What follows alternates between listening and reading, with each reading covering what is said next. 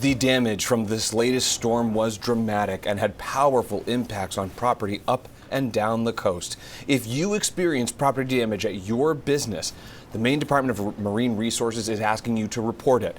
Now, this would include things like homes, wharves, and boats. While this is not an application for assistance or a guarantee for financial help, it will help the state understand the full scope of the damage. Good evening and thanks for joining us on CENTER Maine at 5:30. I'm Chris Costa. And I'm Zach Blanchard. Communities across Maine are still assessing that damage caused by Wednesday's storm. Down East Maine and its many fishing communities were particularly hard hit. CENTER Maine's Sean Stackhouse spent the day with fishermen and has more on the damage left behind. Here in Korea, many fishermen are still cleaning up the wreckage left behind from this week's storm and likely will for some time. It's a similar scene across Down East fishing communities, many watching their livelihoods wash away. It was just the worst I'd ever seen.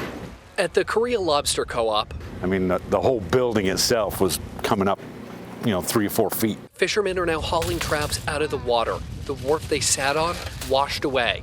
The ramp to get to the traps gone too.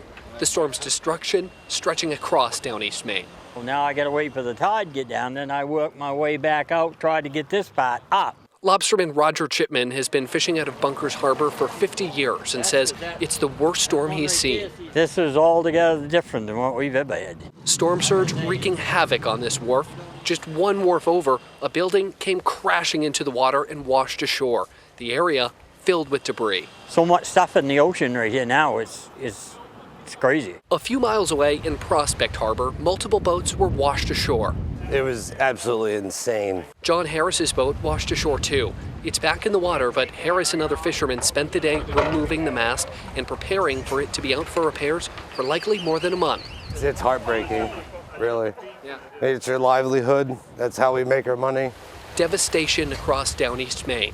But the fishermen here are resilient. Well, they're fishermen. They're strong. They will come together. They will help each other. And we'll be back up and running. We'll make it.